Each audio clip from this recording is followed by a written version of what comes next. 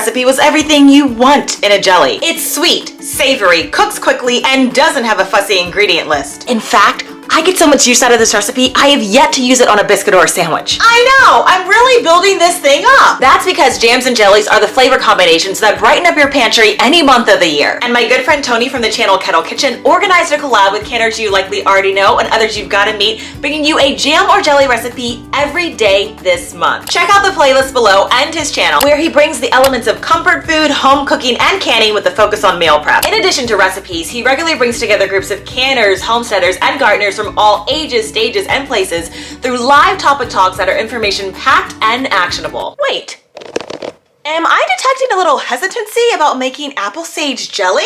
You do not want to underestimate this recipe. Let me show you a few ways you'll use it in everyday meals, then I'll show you how to make it. This breakfast recipe is gonna rock your world. French toast sage and apple casserole is a savory breakfast bake that is wonderful to make ahead as a freezer meal or when you're short on time but need to feed a crowd. Sort of like a strata, this casserole combines onion, sausage, and prefers diced cubes of stale bread that are then topped with cheddar cheese, eggs, and cinnamon. But let me be clear, it's the fragrant and bold taste with a hint of sweet you get from the jelly that imparts all the flavor, which might make this dish your next family favorite.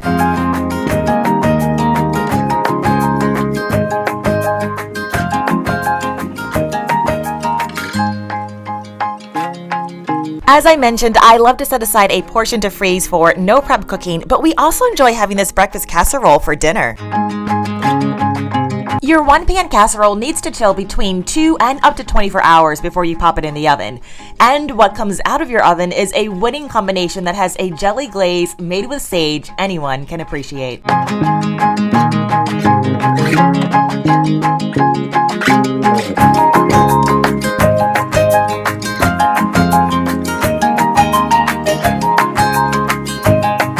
You've also got to try this next dish for your lunch or your next potluck.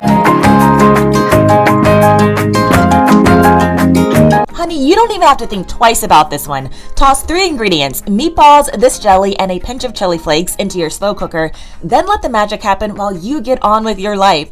Perfect for a no-fuss lunch or as a party appetizer. What I have to mention is that you cannot let this delicious glaze go to waste. I love drizzling it over pasta. Who knew a 5-ingredient jelly could taste so good?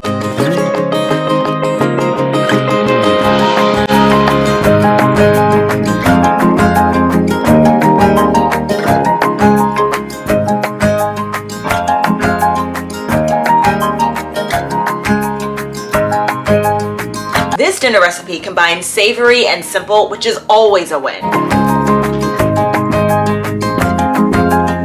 Caramelized sage and apple pork chops are super easy to make when the flavor, sauce, and half the prep are already in a jar. This is an easy yet elegant weeknight meal that looks impressive on your plate and truly tastes great. After seasoning your pork chops, sauté sliced onions and apples.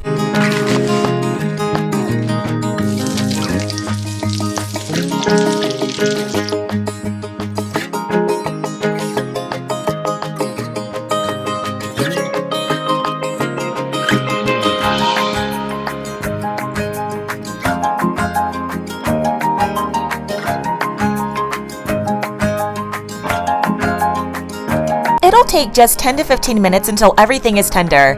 Add a few spoons of your apple and sage jelly and then let that flavor simmer and saturate everything.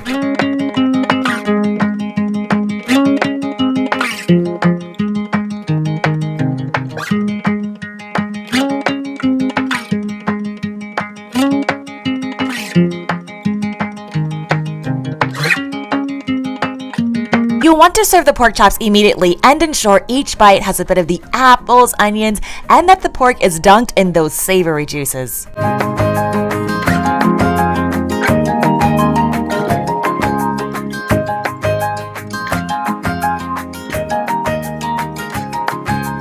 Who can resist the taste of thumbprint cookies? If you want to add a richness that offsets the sweetness from these cookies, this apple sage jelly filling is it. If you're interested in this recipe or any of the ones I featured, the links are over on the blog.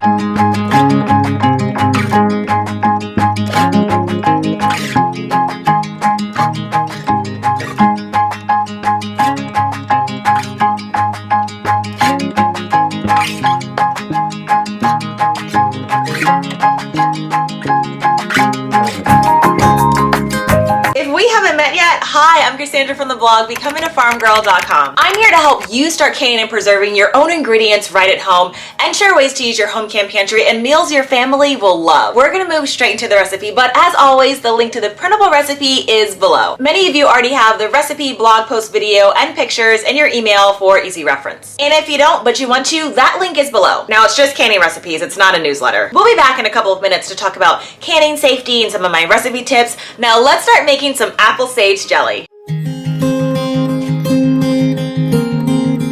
You can use fresh or dried sage for this recipe, but since it's growing abundantly in my garden, I've cleaned and dried leaves to dice and use. Next, combine the apple juice and sage in a saucepan and bring to a boil. This is a low sugar recipe, so I'll be using Pomona's pectin. Unlike traditional pectin, this product allows you to make jams and jellies with low sugar amounts or alternative sweeteners like honey, stevia, or agave syrup. After a boil is reached, remove your saucepan from the heat, cover and allow to steep for 20 minutes. Every box of Pomona's pectin contains a packet of pectin powder and a smaller packet of white calcium powder.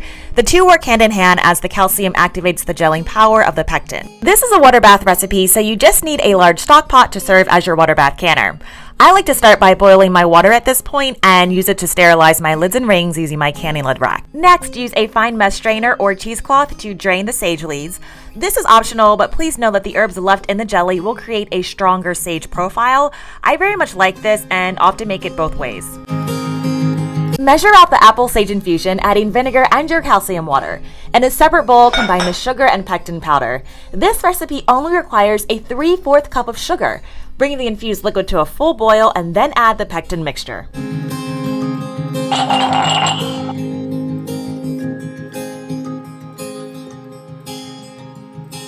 Home canned recipes are delicious and cost effective, but you also want them to be safe. Always make sure you're using tested instructions for the foods you're canning, which is why all the canning recipes I share are from approved preservation authorities like the National Center for Home Food Preservation, the U.S. Department of Agriculture, and companies like Ball and Bernardin. The recipe that I'm sharing with you today is one that I adapted from the book Preserving with Pomona's Pectin. This is the updated edition and it was published in 2021. If you ever wanted to make your own jam or jelly at home, but you were alarmed by the amount of sugar that you need, which is often 4 to 7 cups per batch, then this book is your answer. This book has over 80 different jam, jelly, conserve, pie filling recipes that still allow you to enjoy your sweet tooth the healthy way. The link to this cookbook along with all of the canning equipment featured in this video is in the description box below. I'm gonna look down at some of my recipe notes, but here's what you need to know before making this recipe. Don't freak. This is a soft set jelly, so it's gonna be a little loosey-goosey, but that makes it perfect to use as a glaze for meats or stirring into sauces or spreads. You should also let the jelly stand in jars for at least 1 day for the flavors to develop. Don't rush this recipe by turning up the heat. Jelly that cooks too high or isn't boiled long enough destroys the pectin's ability to gel and it won't set right. Speaking of setting, it can take 2 to 3 days and up to a week for your jelly to fully set.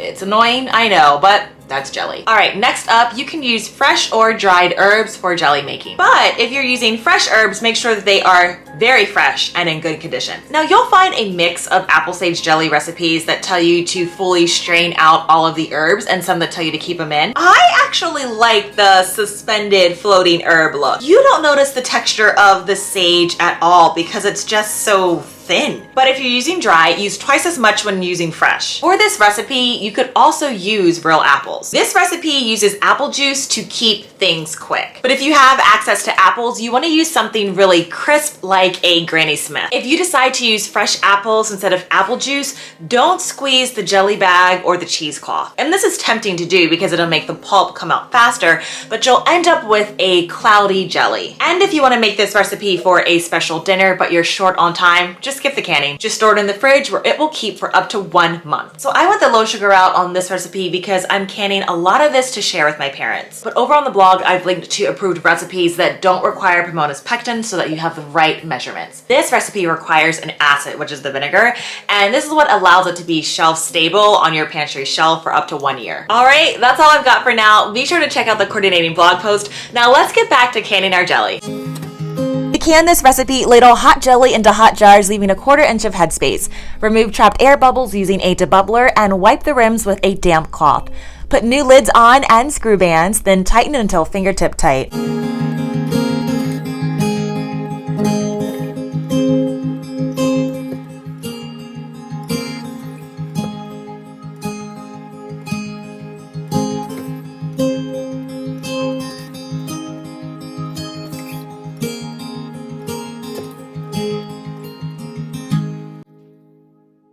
Place jars into the canner and cover with 1 to 2 inches of water.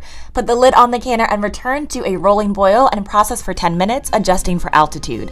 Next, turn off the heat and allow the canner to sit untouched for 5 minutes before removing the jars and allowing them to cool undisturbed for 12 to 24 hours. Record your canning session in your canning journal, which is an easy way to monitor your inventory, store recipes, and track your progress. This is a downloadable and reusable canning journal that's in the description box below. To confirm the jars have sealed, tap on the lid. A secure lid will not bounce back. Don't forget to grab your instant download and reusable canning journal, and sign up for canning classes and printable recipe cards delivered straight to your inbox. I'll see you in my kitchen or garden soon. Take care, friends.